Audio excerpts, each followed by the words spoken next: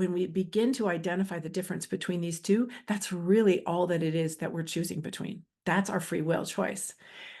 When we get to soul level embodiment of the soul, and we are so aligned, and we removed enough of the distorted stuff that we can really reside in those higher frequencies, the 400 and 500s and above, that even the 350, acceptance and above, that's where you're going to be able to start to co-create. This is where you're so present and so embodied, so much more embodied with soul.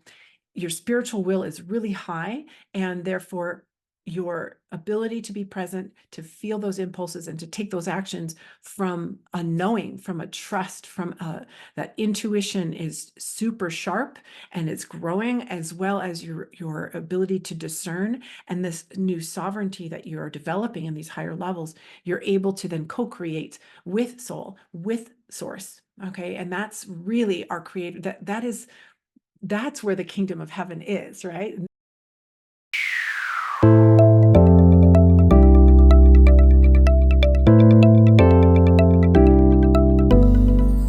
Hey there, Alix here. Welcome to another episode of Love in Waves.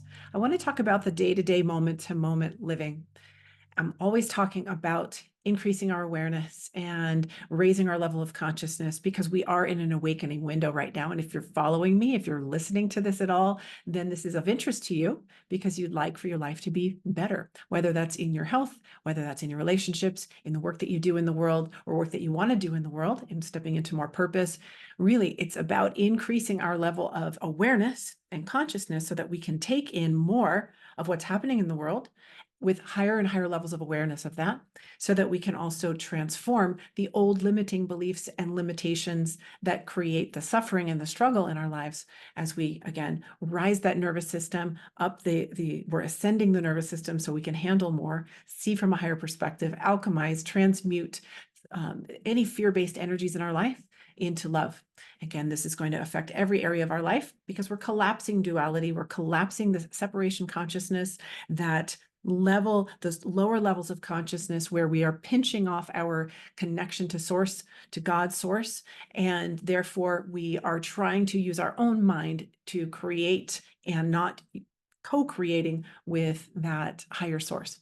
And so as we alchemize, as we let go of these distorted ways of seeing the world, seeing ourselves, and in relating, because our awareness is low or even into ignorance, lots of fear, as we move up that, our ability to interact in new ways, to manifest faster, to be able to see possibilities and believe in possibilities where we're no longer limiting ourselves, just increases and increases. Now, the work that I do, of course, is being a coach and working with the body, working with the mind, and now also in healing and doing quantum healing, where I'm working to really identify some of these different things, these different distortions, as I call them. So whether that's trapped emotions or limiting beliefs, negative thought patterns, all kinds of different energies and things that could be happening, as well as in the body itself, that are stuck in the body, creating dis-ease in the body.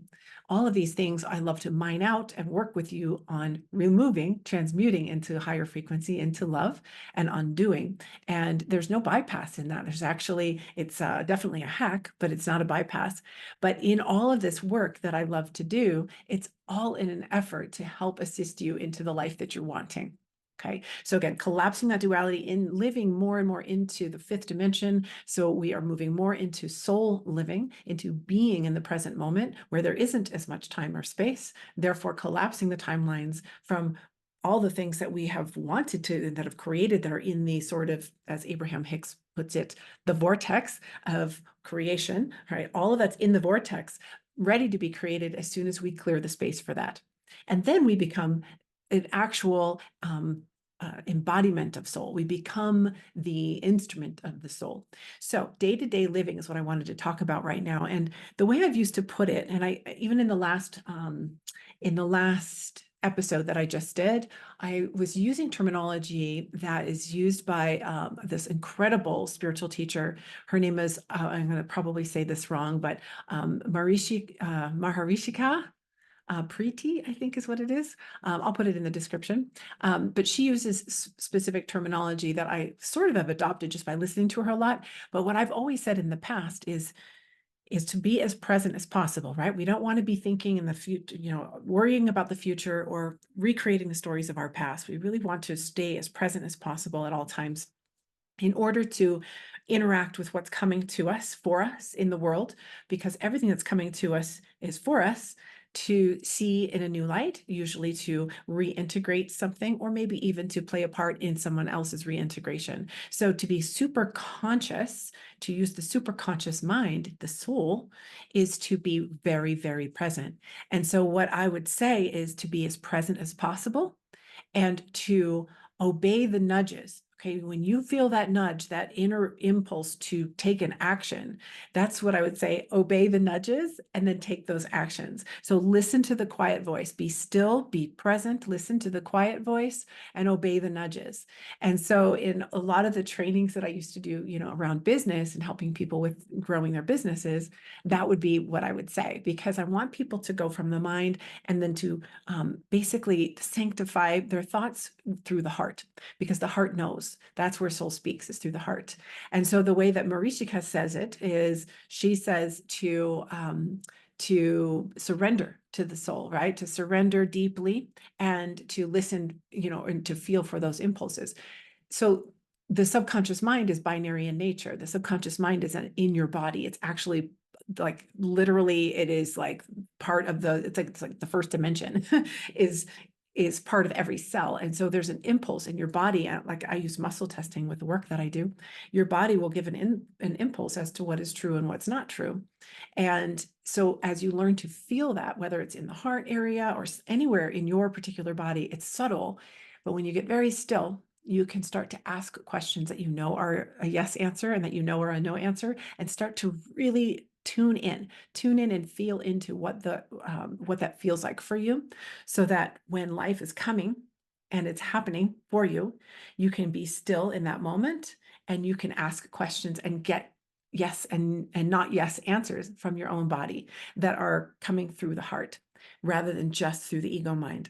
And so a big part of this is that we're really just making a choice between, and this is our free will choice.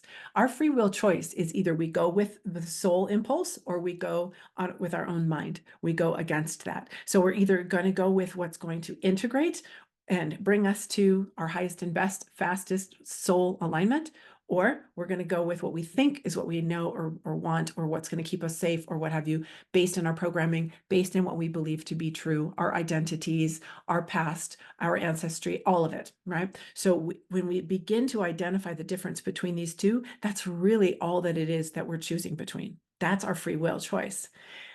When we get to soul level embodiment of the soul and we are so aligned and we removed enough of the distorted stuff that we can really reside in those higher frequencies, the 400s and 500s and above, that even the 350, acceptance and above, that's where you're going to be able to start to co-create. This is where you're so present and so embodied, so much more embodied with soul.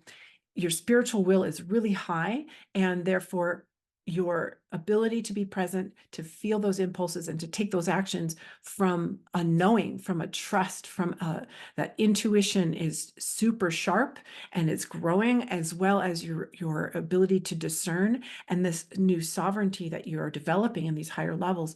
You're able to then co-create with soul, with source. Okay. And that's really our creator. That's where the kingdom of heaven is, right? And this is how we are able to be that instrument of soul. But we have to get the distortions out. We have to move our way up that frequency ladder, step by step, by really addressing, again, in the moment, what is it that I'm feeling right now? Can I just be with that? Feel it, feel it, feel it. Don't go to the stories. I'm going to say this again and again. Don't go to the stories of the past, and don't project into the future of how you want it to be. It's attachment to those things. It's taking those positions and those judgments that keep us down. That's what keeps us in those suffering states. We're trying to control everything to feel safe. That is based in fear. Or we're trying to control everything to have a really amazing experience, which is also based in fear that we're not going to have it or we might lose it. So we attach. So removing all this stuff, really becoming aware of it, feeling through the feelings first. Don't go to the mind in those moments. Just get as present as you can, get as neutral as you can. some meditation, some of the things that I said in the last video, to get neutral. And then you can go to the mind later if you want to. And it can be as simple as, and this is just if you want to be proactive, because you're going to default to those belief systems unless you get curious about them. So again, you're not going to reinforce the story. You're going to allow the feelings to process. You have to let that out. And then you go and you can just literally say to the mind, show me something. Show me if there's something that I was supposed to learn there. Ask for the revelation. I say, go to the mind. You're really going to the soul. Show me if there's something I'm supposed to understand in that. And then let it go and move forward. And you will be surprised at what comes to you, whether it's in a dream or a thought or somebody else's comments or a song or a billboard or something on the TV, whatever. So something will come up for you and you're going to be like, that's it. That's it. Or maybe it's just an inspiration that comes in, something you can write out. The other way that you could do this is to actually inquire a little bit, actually get a little bit more proactive. Okay, what was I feeling? When have I felt that before? What would I need to believe is true in order to have that feeling? And what would I need to feel in order to not have that feeling next time? So you kind of pre-pave it. So what this is doing is it's transmuting, it's bringing a new level of awareness to the same situation or to a belief or something that then is able to dissolve it. And then you slowly move up and you move up and you move up. And again, why would you do this? Because higher awareness and an increased nervous system is going to bring you a much, much more joyous life, and all of the things that you're looking for outside of you right now will just begin to manifest faster and faster and organically and naturally, because that's what your soul wants for you. So I wanted to dive a little bit more into this moment to moment, okay? Getting present again, feel into it, listen to the quiet voice, obey the nudge, and know that you're choosing between two things. I'm going with soul or I'm going with my ego, and go with soul. Just go with soul and trust and know that when you take that step, the footing will appear, even if you don't know. We are so darn terrified of the unknown, and it's in the unknown that we get out of our box. We get out of the comfort zone, which is where life really is. That's where life begins, because we've closed ourselves in and had to defend and create all these structures in order to feel safe and to feel the happiness that we believe that we have. But it's all based in need of control, and it's based in fear. And so in letting that go and beginning to trust the soul, embody the soul, let go of the things that are making us feel so darn scared, right? All of these different beliefs and things, processing out the emotions and bringing it to a higher level of mind, bringing it to new levels of awareness and consciousness. That's what it's all about. So I hope this was inspiring for you today. And I'm not sure if this is going to come out before or after the video with the interview that I'm doing in just about an hour here with the gals, actually from the couple from Holistic. Very excited to go through and see what they have to share around this journey and bring that to you. So thank you so much for your attention. If you're interested in any help from me, look in the box below or go to my website. You'll see that in the description of just this channel. And I'd love to work with you and help you to kind of hack at things and get your way up this spiral sooner than later. So let me know if I can help you out. I'll see you in the next video.